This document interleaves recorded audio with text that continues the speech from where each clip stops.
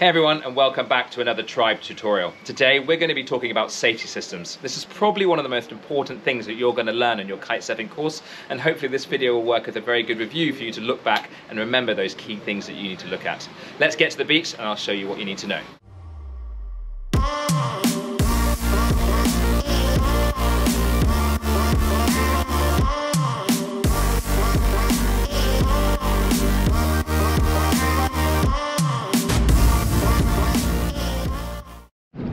So as I said, today we're going to talk about our safety systems, giving you an opportunity to see exactly how they're activated, but also see what happens when you do it. People always get a bit shy of practicing this, and at least the first two, you definitely should practice as often as you can. It's just good to be used to activating these systems when you need to and practicing it so that it's not uncommon to you when you actually have to use them.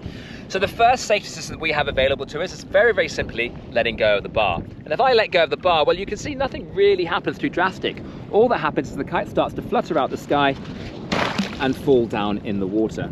And what these kites quite nicely do these days is they actually tend to rock onto their wingtip and get ready to be relaunched back into the sky again. I'm going to bring this kite back up into the sky again just to give you a bit more drama for the next one.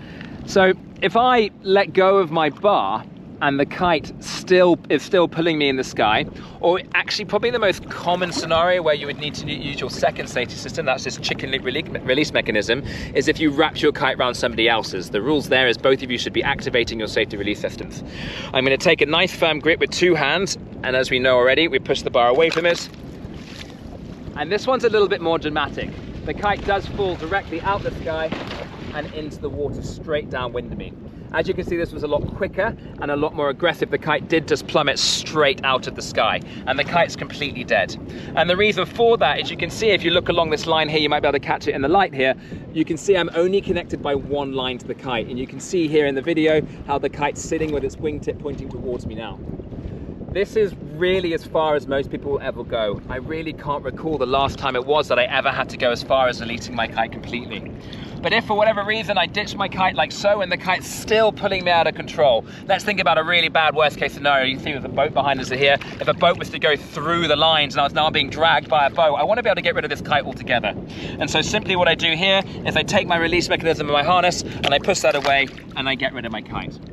Now, if you've released your safety leash, as I've already said, you're probably going to find the kite's going to end up, well, hopefully back on the beach in the best case scenario, and you're not going to be able to put anything back together again until you get the kite back to the beach.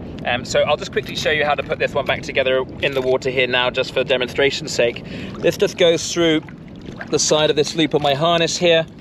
I'm going to take this metal pin, I'm going to put it through the hole like so, pull it apart and slot it in.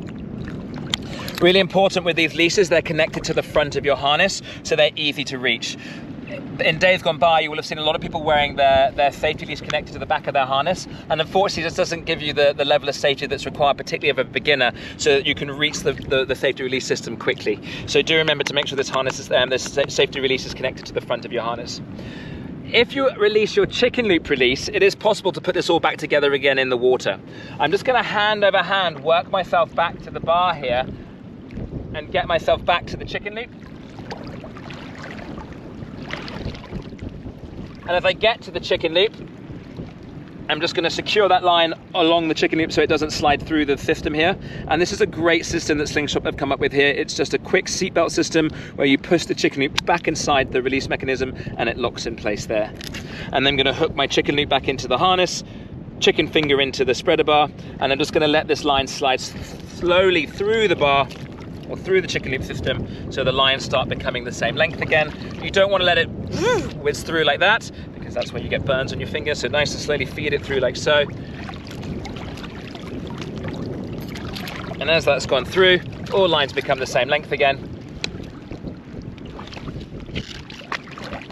And I can relaunch my kite.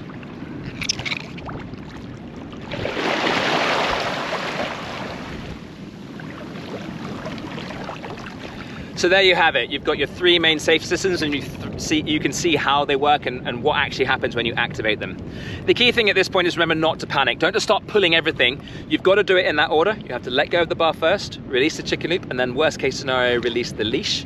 But realistically speaking, letting go of the bar will do what is generally required for you. If you enjoyed this video and it was helpful to use, please give us a thumbs up, like in the bar below us here, and subscribe to the video. Or if you have any questions about the safety release mechanisms on your kite bar, then please don't hesitate to leave us a comment in the comment section below. We'll catch you on the beach.